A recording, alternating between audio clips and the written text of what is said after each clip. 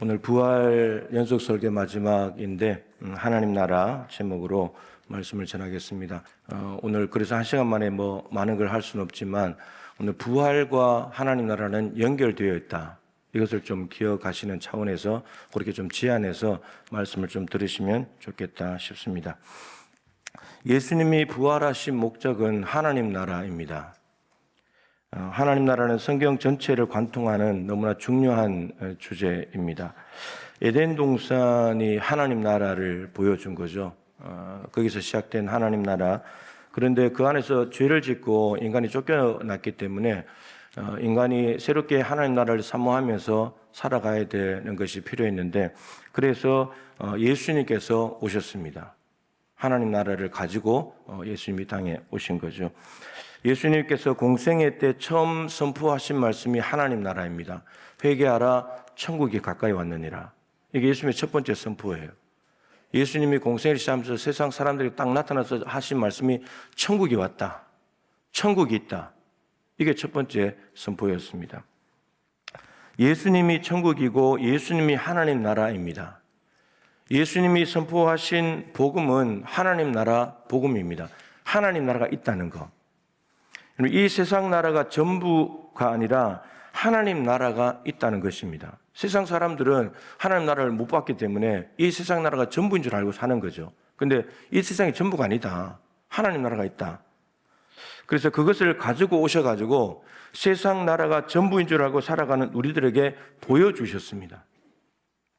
예수님께서 이 땅에 오셔서 하신 세 가지 사역, 가르치시고 곧 전파하시고 고치시는, 여러분 이 모든 사역이 하나님 나라가 있다는 것을 보여주는 사건들입니다.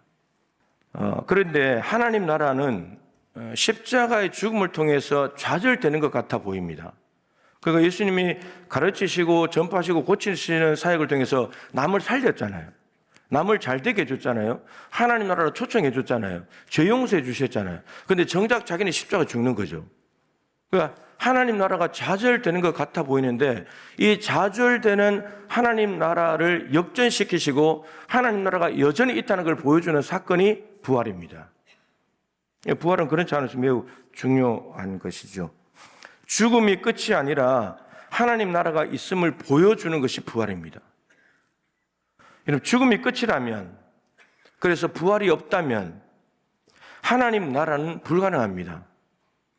그 자체가 모순이에요. 하나님이 영원하신 분인데 죽음으로 끝나버렸다. 그럼 아무도 하나님 나라에 갈 수 없는 거잖아요. 그 말 자체가 모순이 되는 거죠. 예수님이 가지고 오신 것이 하나님 나라이고 예수님이 하나님 나라인데 죽음으로 끝날 리가 없다라고 하는 거죠. 부활을 통해서 하나님 나라를 선명하게 예수님께서는 보여주셨습니다. 얘들아, 하나님 나라가 있단다. 그런데 예수님은 곧바로 승천하시지 않고 오늘 본문 말씀이라면 40일을 이 땅에 계셨다고 합니다. 이 40일 동안에 예수님께서 왜 계셨는가, 그리고 무엇을 하셨는가 매우 중요합니다. 만약에 별다른 일이 없었다면 바로 승천하시면 되잖아요. 그런데 굳이 40일, 3년 동안 사역을 하셨는데 40일을 굳이 더 머무시면서 하신 일들이 있다는 것은 그 일이 매우 중요한 것이죠. 그리고 승천하시기 직전의 일이니까 마치 유언과도 같은 내용이기 때문에 40일간 예수님이 하신 일은 매우 중요한 일들입니다. 사복음서와 사도행전을 통해서 예수님께서 승천하시기 전 40일 동안에 무엇을 하셨는가를 좀 찾아보면 그게 6가지로 정리가 됩니다. 첫 번째는 유대인들이 두려워가지고 제자들이 모여 있었잖아요. 문을 닫아놓고 모여 있었잖아요. 자기들도 혹시나 체포당하고 자기들도 무지막지한 고난을 당하고 죽을까 봐 두려워서. 근데 예수님께서 부활하신 주님이 그곳에 오셔가지고 너희들에게 평강을 주노라. 두려워 떨고 있는 사람들에게 평강을 주셨다는 겁니다. 두 번째는 부활을 믿지 못하고 있었잖아요. 자기들이 3년 동안 쫓아다닌 예수님이 십자가에 너무나 무기력하게 죽어버리니까 낙심하고, 그리고 저렇게 쫓아다니는데 저렇게 무시무시하게 죽는 거구나, 이걸 생각하면서 부활을 못 믿고 있었죠. 예수님의 부활은 이미 공생기간에 수도 없이 말씀하셨는데 내가 십자가에 고난받아 죽을 것이고 사흘 만에 살아날 것이다. 계속 말씀하신 거잖아요. 그럼 제자들이 믿질 않는 거죠. 그들에게 찾아오셔서 못자국과 창자국을 보여주시면서 믿음을 저들에게 심어주셨습니다. 부활이 있단다. 믿어라. 믿게 해주셨습니다. 세 번째는 누가복음 24장에 나오는 거죠. 엠마오로 가는 두 제자. 예루살렘에서 예수님이 십자가에 죽는 걸 보면서 저분이 뭔가 하실 줄 알았는데 근데 죽어버리니까 자기들은 너무나 낙심해서 고향으로 가고 있었죠. 근데 이 주님이 거기에 찾아오셔가지고 말씀을 풀어주시면서 부활을 믿게 하셔가지고 결국은 너희들이 갈 거는 고향 엠마오가 아니고 예루살렘이야. 결국은 다른 길을 가고 있던 저들에게 바른 길을 갈 수 있도록 안내를 해주셨습니다. 성령님이 예루살렘에 오실 거니까. 그리고 네 번째는 베드로를 비롯한 몇 명의 제자들이 다시 물고기 잡으러 돌아가 버렸잖아요. 불렀는데 사람 낚는 어부가 돼야 된다고 불렀는데 다시 돌아가 버린 삶의 자리로 돌아가 버린 제자들에게 찾아오셔가지고 다시 사명의 자리로 부르셨습니다. 이 작업을 예수님께서 하셨습니다. 다섯 번째는 아버지께서 나를 보내신 것 같이 나도 너희를 보낸다 이렇게 말씀하셨습니다. 예수님이 이 땅에 오신 것은 아버지 하나님의 파송을 받아서 이 땅에 왔다는 거죠. 그 제자들을 부르신 주님께서 이제 나도 너희를 세상에 보낸다. 세상으로 파송하신다라고 말씀하십니다. 하나님 나라는 하나님이 예수님을 이 땅에 보내신 목적이기도 하지만 예수님께서 제자들을 보내시는 목적이기도 합니다. 동일한 하나님 나라 목적을 가지고 있는 거죠. 지상 대명령 모든 민족에 가서 제자로 삼아라. 다 하나님 나라를 위해서 예수님이 가르치시고 했던 그 모든 것들을 하라고 말씀하십니다. 제자들의 사명은 하나님 나라입니다. 그리고 하나님 나라가 이루어져야 될 곳은 세상으로 보내셨잖아요. 그러니까 교회가 아니고 세상이에요, 세상. 세상에 하나님 나라가 이루어져야 된다. 매우 중요한 말씀이죠. 그리고 마지막으로 예수님은 숨을 내쉬면서 지난주에 말씀드렸던 겁니다. 성령을 받으라. 성령을 받으라. 하나님 나라는 제자들만의 힘과 능력으로는 이룰 수 없기 때문에 성령의 능력을 받아야만 된다는 겁니다. 세상에 너희들 보낸데 너희들 혼자 가는 게 아니고 성령이 함께 가야 된다고. 그 성령을 받아야 된다. 그렇게 말씀하셨습니다. 성령이 임하면 권능을 받게 되고 그러면 주님의 증인이 될 수 있으니까 성령을 받아야 된다. 말씀하셨습니다. 제자들은 보고 들은 예수님, 십자가 죽으시고 부활하신 그 보고 들은 예수님, 만난 예수님을 증언하게 되면 그 일은 성령의 능력으로 가능한 것이고 성령의 능력을 통해서 예수님을 증언하는 삶을 살게 되면 그곳에는 하나님 나라가 이루어진다라고 예수님께서 말씀하십니다. 40일간의 모든 이 6가지 일들은 한 가지를 향하고 있습니다. 하나님 나라입니다. 모두가 다 하나님 나라입니다. 오늘 본문 말씀도 40일 동안에 예수님께 뭘 하셨냐? 하나님 나라의 일을 말씀하시니라. 여러분, 예수님께서 첫 번째 선포가 뭐라 그랬죠? 하나님 나라. 오늘 승천하시기 전에 마지막 선포도 하나님 나라. 그리고 예수님께서 보여주신 3년의 모든 사역이 하나님 나라. 그리고 부활하신 뒤에 승천하시기 전 40일도 하나님 나라. 그 3년 40일을 예수님은 오로지 하나를 위해서 사신 거예요. 하나님 나라를 위해서. 예수님이 이 땅에 오신 목적은 하나님 나라입니다. 3년 40일이라는 그 모든 시간을 오직 하나님 나라를 위해서만 사용하셨습니다. 시간 낭비하지 않았습니다. 엉뚱한 데 쓰지 않았습니다. 오직 하나님께서 이 땅에 보내신 목적 거기에만 집중하는 삶을 살았습니다. 이제 승천하시는 예수님의 소망이 있습니다. 이렇게 말씀하시는 이유는 40일간 일부러 머무시면서 이 말을 하신 이유는 내가 가지고 온 하나님 나라를 이제 너희들도 계속 이루어 가야 된다. 하나님 나라는 내가 가지고 왔다가 내가 떠나감으로 끝이 아니라 너희들이 계속해서 확장하고 이루어 가야 될 그 사명이라고. 그것을 지금 예수님께서 말씀하고 계십니다. 정말 사도들은 예수님의 이 당부대로 살았을까요? 하나님 나라를 위해서 살았을까요?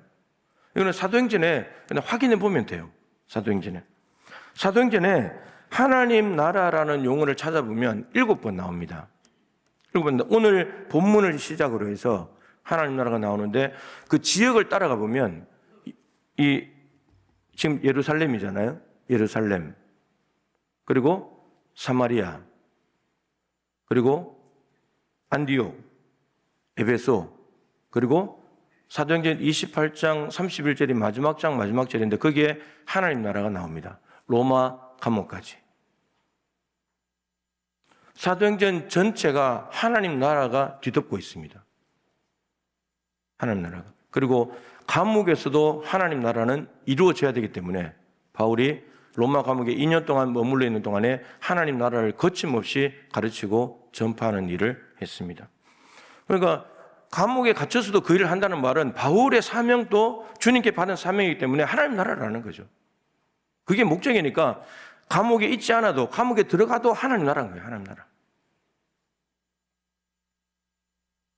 예수님의 마지막 말씀이자 사도행전의 큰 그림인 사도행전 1장 8절 예루살렘 온 유대 사마리아 땅끝 예루살렘 사마리아 안디옥 에베소 로마 정말 이 큰 그림대로 하나님 나라가 확장되어 가는 거죠. 성령의 권능을 받은 제자들에 의해서. 제자들은 예수님께서 마지막으로 당부하신 3년간 보여주셨고 마지막으로 40일 동안에 당부하신 그 말씀을 그대로 받아들여서 순종하는 삶을 살았습니다. 그랬더니 하나님 나라가 예루살렘에서 로마까지 확장되어 가는 사도행전의 역사를 보게 됩니다. 하나님 나라는 예수님에 의해서 이미 시작되었습니다. 그러나 완성된 하나님 나라는 아직 오지 않았습니다. 우리 주님께서 다시 오실 때, 재림하실 때 완성이 될 겁니다. 여러분, 이 말은 굉장히 중요합니다. 예수님이 하나님 나라를 이미 가지고 오셨다는 말은 이 땅에서 예수님을 믿고 사는 사람은 하나님 나라를 살 수 있다는 말입니다. 죽어서 가는 나라가 아니라 이미 가지고 오셨으니까 하나님 나라를 이 땅에서 미리 맛볼 수 있고 경험할 수 있고 누릴 수 있다는 말입니다. 여러분들 하나님 나라를 살고 계십니까? 이 말이 이제 어렵게 들릴 수도 있어요.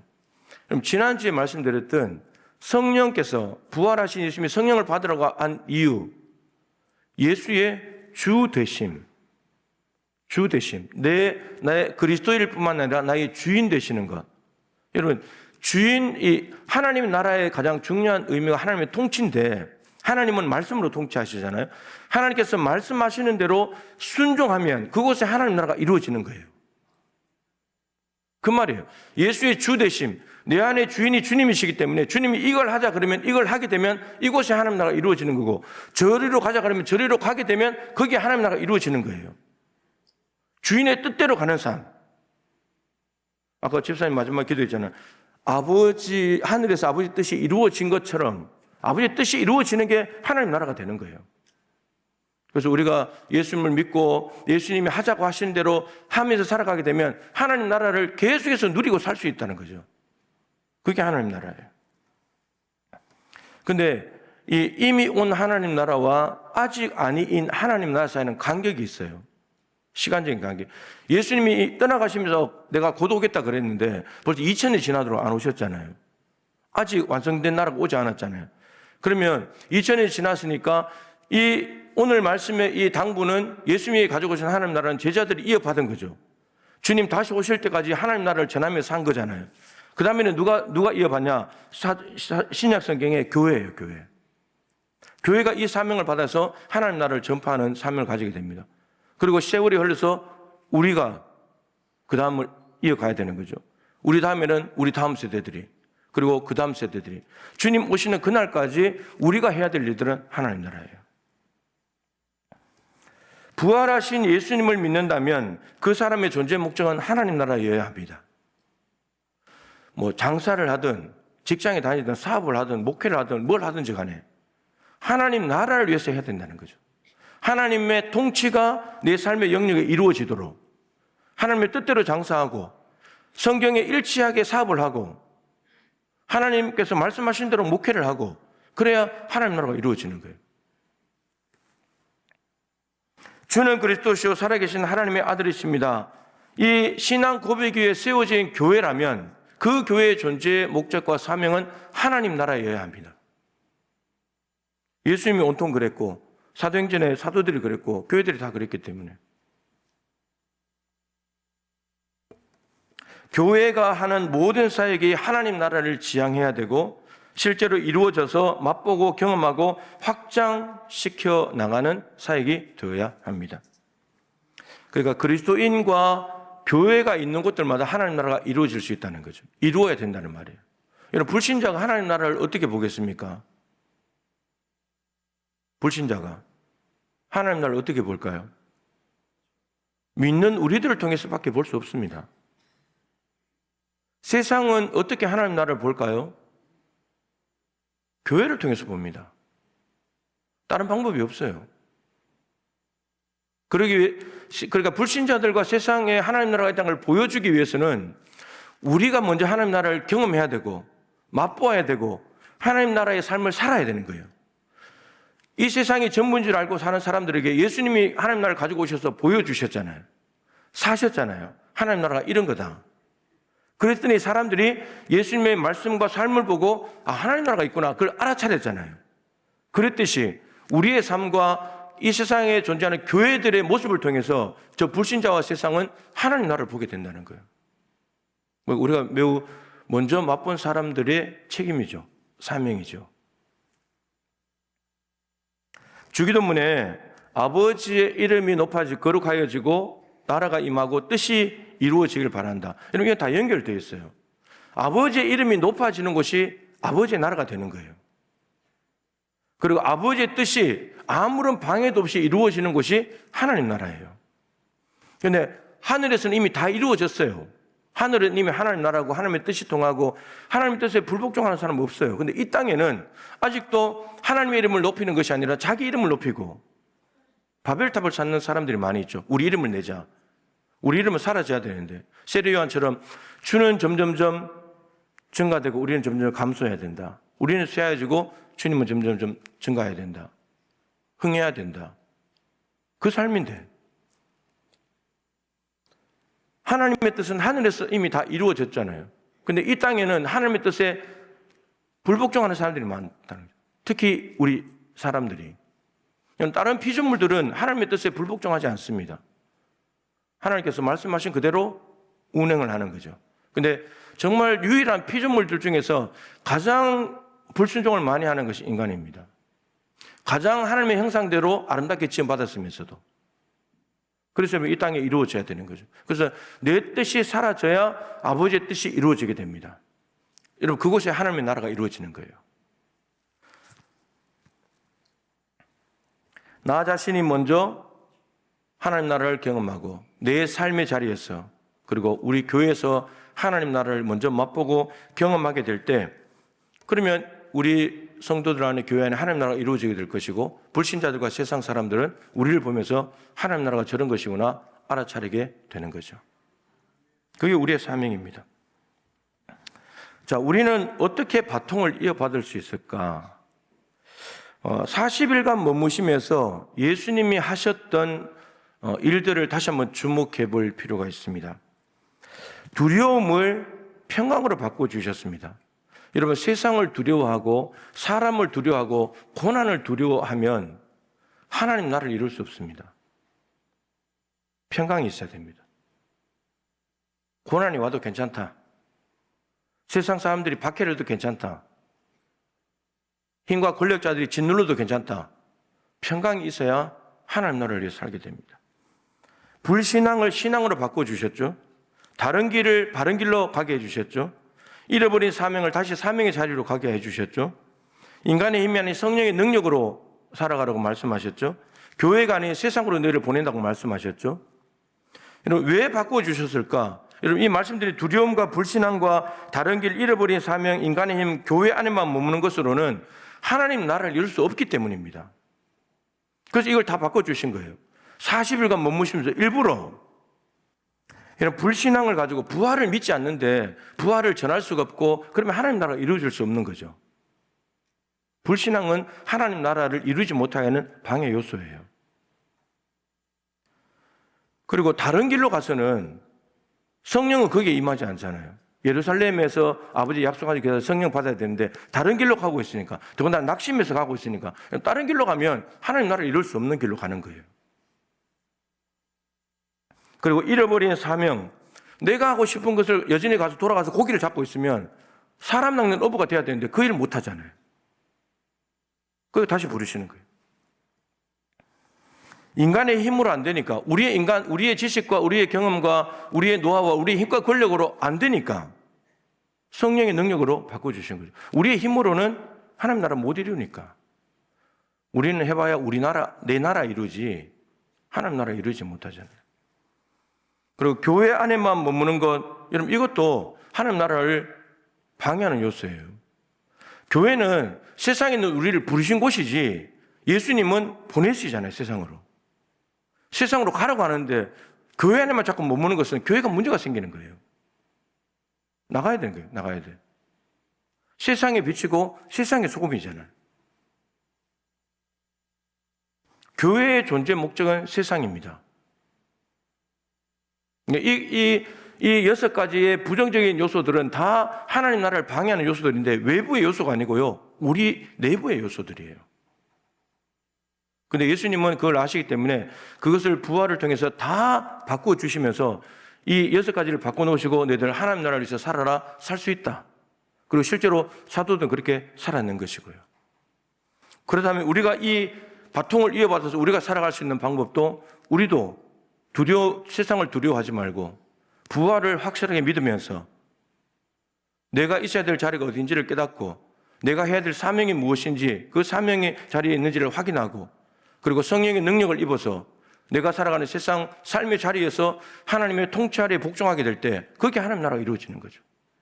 그게. 이 6가지를 다 해결해 주신 것이 부활이고 부활은 여러분 죽음까지도 하나님이 다스리신다는 거잖아요.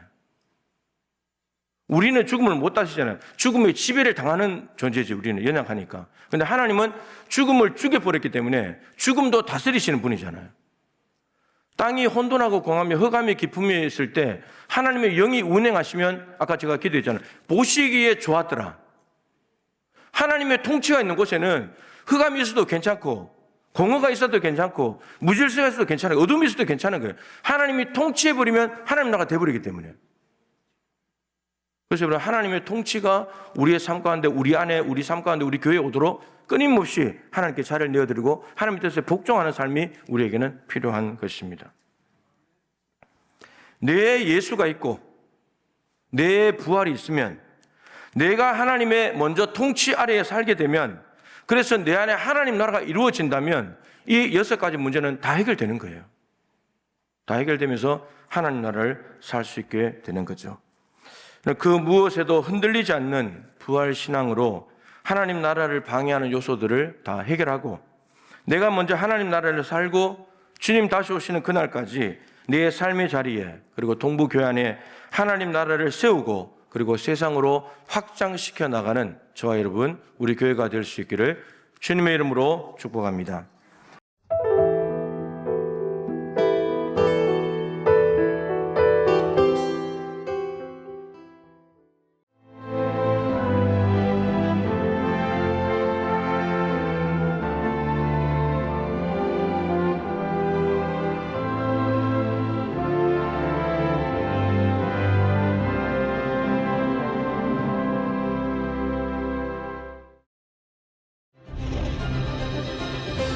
기회는 준비된 도시를 선택합니다. 대지엔 바이오, 반도체, 도심엔 문화, 하늘엔 우주. 대한민국 미래 산업의 새로운 가능성을 열어가는 곳. 격이 다른 도시, 순천입니다.